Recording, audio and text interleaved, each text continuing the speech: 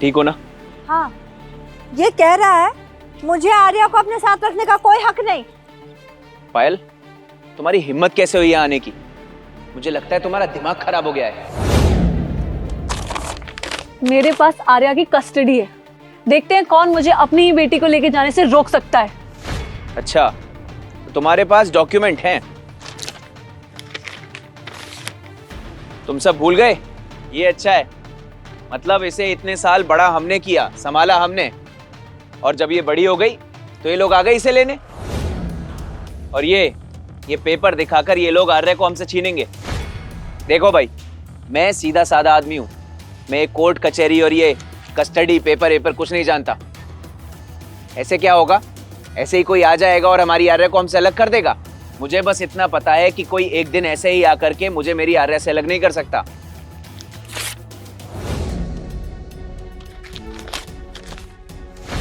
तुम्हारे समझने या ना समझने से कोई फर्क नहीं पड़ता, ये लीगल डॉक्यूमेंट्स हैं। ये सब मुझे मत समझाओ। गांव वालों, ये सिर्फ हमको डराने की तरकीब है। ये पेपर दिखा करके हमें डराना चाहते हैं। और तुम्हारे तो बेटे का भी डाइवोर्स हुआ है ना?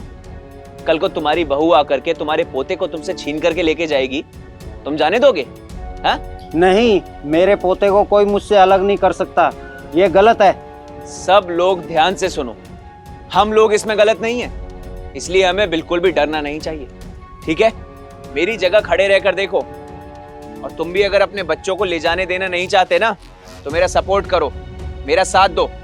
तुम बिल्कुल सही कह रहे हो। कोई भी हमसे हमारे बच्चे नहीं छीन सकता। कोई मेरा पोता मुझसे नहीं छीन सकता। मुझे लगता है हम सारे गांव वालों को एकजुट होकर के सारी मुसीबतों का ऐसे ही सामना करना चाहिए।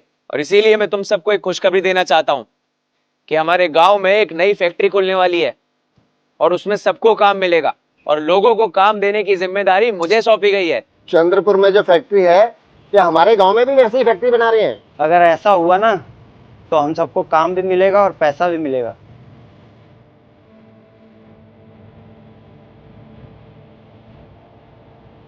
सुनो, हम सब लोग जब तक एकजुट होकर के रहेंगे तो ऐसे ही कामयाब होंगे।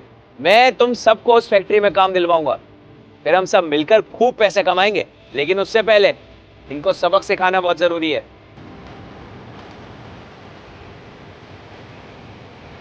छोड़ो, छोड़ो उसका हाथ, छोड़ो उसको। क्या हो रहा है यहाँ?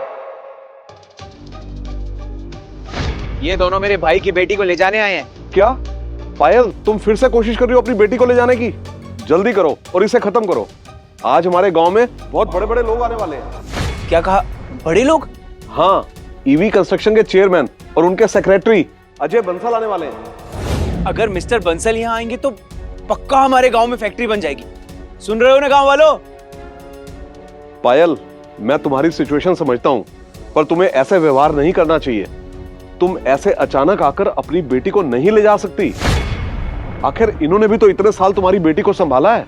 हाँ, अब गांव के सरपंच ने बोल दिया है तो बात यहीं खत्म होती है। देखो पायल, अब तुम्हारी बेटी थोड़ी बड़ी हो गई है। तुम अपनी बेटी को अगर ऐसे ही ले जाओगी तो ये अच्छा नहीं लगता। पर अगर तुम्हें उसे ले जाना ही है तो तुम त्रिपाठी फैमिली को आर्या को ले जाने के बदले पैसे दे सकती हो। आखिर उन्होंने भी तो बच्ची पर इतना सारा पैसा खर्च किया है। कितने पैसे चाहिए तुम्हें? बताओ, कितने पैसे चाहिए? 50,000? पागल समझती हो क्या? 5 लाख चाहिए मुझे। 5 लाख? 5 लाख तो बहुत है। हाँ, आज तक हमारे गांव में इतने पैसे किसी ने देखे भी नहीं होंगे। तुमने मेरी बेटी को इतनी गंदी तरीके से रखा है, उसके कपड़े तक फटे हुए, उसके साथ नौकरानी जैसा बर्ताव किया है, और तुम मुझसे 5 लाख रुपए मांग रहे हो? हाँ, हमने उसे पाल पोस कर बड़ा किया है। अब वो बड़ी हो गई है, 3 लोगों का काम अकेले कर सकती है, और तुम उसके 50,000 दे रही हो। और इसके जाने के बाद हमको किसी और को काम पे रखना पड़ेगा। उसके पैसे कौन देगा? मुझे कुछ नहीं सुनना। अगर तुमको इसको लेकर जाना ही है तो 5 लाख दो और इसको ले जाओ। बेशरम, कितना गिरोगे? और पायल, मुझे लगता है कि ये डील बिल्कुल सही है। तुम उसे पैसे देकर अपनी बेटी को ले जा सकती हो। पर 5 लाख बहुत ज्यादा है, मैं इतने पैसे कहाँ से लाऊंगी? मैं बस महीने के 5,000 रुपए कमाती हूँ। मैं इतने पैसे नहीं दे सकती। अरे क्यों झूठ बोलती हो? तुम्हारे गांव में तो फैक्ट्री है, सब अच्छा खासा कमाते हैं। अगर तुम्हारे पास पैसे नहीं है ना तो किसी और से लेकर के मुझको दो, पर बिना पैसों के मैं आर्या को कहीं ले जाने नहीं दूंगा तुमको। तो तुम्हें सिर्फ पैसों से मतलब है ना? हाँ, मुझे तो पैसों से ही मतलब है। तुमने ही सजेस्ट किया ना कि हम पैसों के बदले आर्या को लेके जा सकते हैं, और तुम्हें तो सिर्फ पैसे ही चाहिए ना। मैं दूंगा तुम्हें पैसे, या तो फैक्ट्री या आर्या के बदले पैसे। डिसीजन तुम्हारा है। ये तुम क्या कह रहे हो? तुम्हारी हिम्मत कैसे हुई हमारे गांव के सरपंच से ऐसे बात करने की? आखिर हो कौन तुम? मैं वो इंसान हूं जो ये डिसाइड करेगा इस गांव में फैक्ट्री आएगी या नहीं। मैं अभय अरोड़ा हूं, ईवी कंस्ट्रक्शन का चेयरमैन।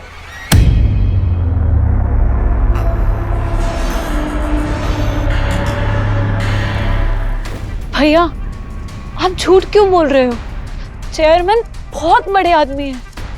मैं कोई झूठ नहीं बोल रहा हूँ, मुझ पे भरोसा रखो पायल। क्या कहा? कौन हो तुम? सरपंच, आप सच में इसके झूठ पे यकीन कर रहे हो? भूल गए ये लोग कौन है? ये पायल है और ये पायल का भाई। ये चेयरमैन साहब कैसे हो सकते हैं?